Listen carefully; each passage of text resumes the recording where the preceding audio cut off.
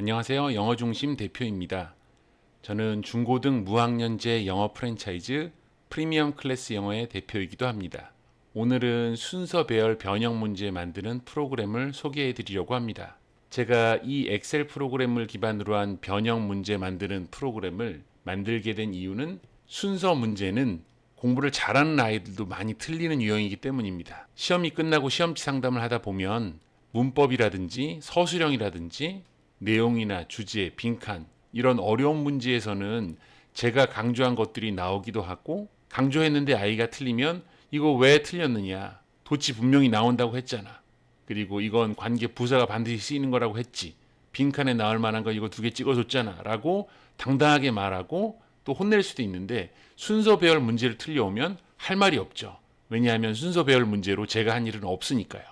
그래서 이거 왜 틀려서 순서 배열 쉬운 건데 라고 말할 수밖에 없었고 변형 문제를 나눠줄 때 그 안에 이미 순서 배열 변형 문제가 들어있긴 하지만 아이들은 그 수많은 문제들 속에 끼어있는 순서 배열 문제이지 순서 배열 문제만을 연습한 건 아니기 때문에 아이들은 변형 문제를 배부했고 자기들이 풀어봤지만 실제로 맞추지는 못했습니다. 정말 1, 2등급 아이들도 종종 순서 배열 문제를 틀리곤 했어요. 그래서 이 순서 배열 변형 문제를 어떻게 연습시킬까를 고민하다 보니 기존에 우리가 유료로 다운받아서 쓰는 변형 문제들이 있잖아요.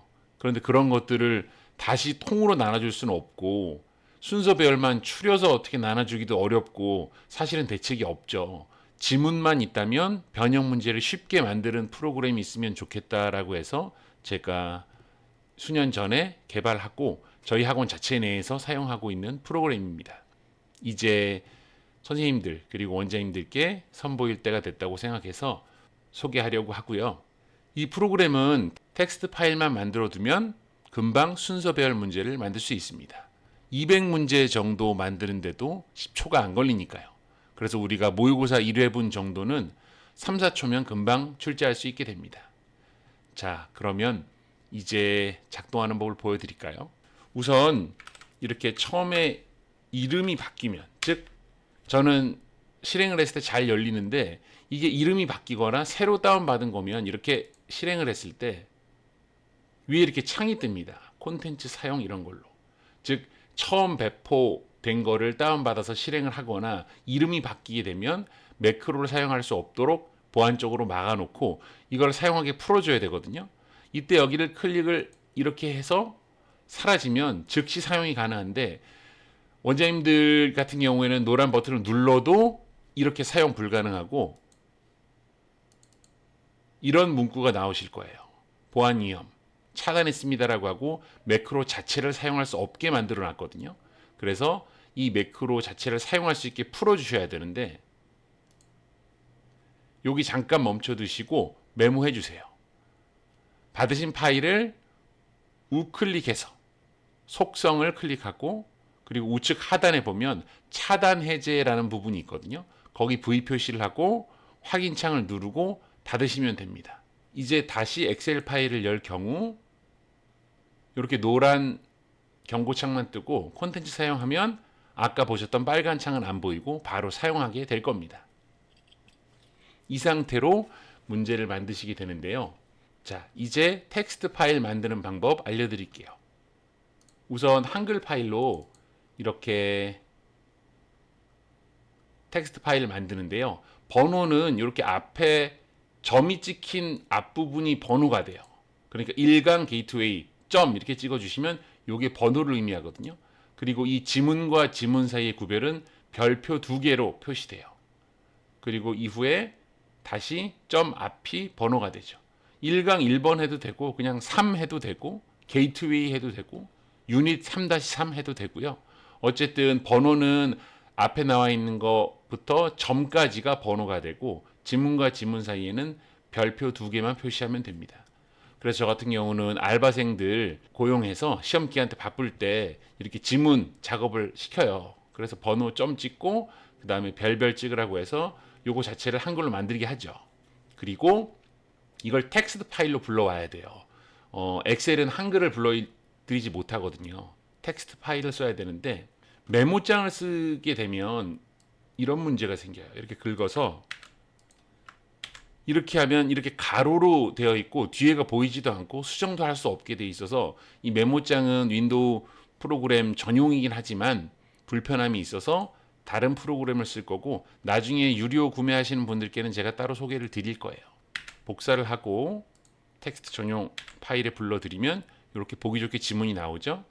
이거를 저장을 해서 바탕화면에서 예를 들어서 BBB로 저장을 하고 닫으면 되죠. 그래서 만드는 걸 지금 보여드렸고 간단하죠? 자, 이제 해보겠습니다. 이제 텍스트 파일이 이미 만들어졌으니 불러오기를 눌러서 아까 만들었던 BBB를 불러오고 그럼 불러오기 완료가 됐죠? 121개인데 그냥 즉시 불러와졌죠. 여기 지금 총 지문 개수를 얘가 알아서 계산해서 개수를 알려줘요. 121이라고. 그래서 이 밑에는 정답지를 만들 개수예요. 아시다시피 ACB는 우리가 선택지 정답으로 많이 안 나오잖아요. 이 밑에 4개가 주로 나오잖아요. 그래서 만들고 싶은 개수는 요건 20개 만들어주고 30개, 35개, 40개. 그러면 지금 이게 121, 125잖아요.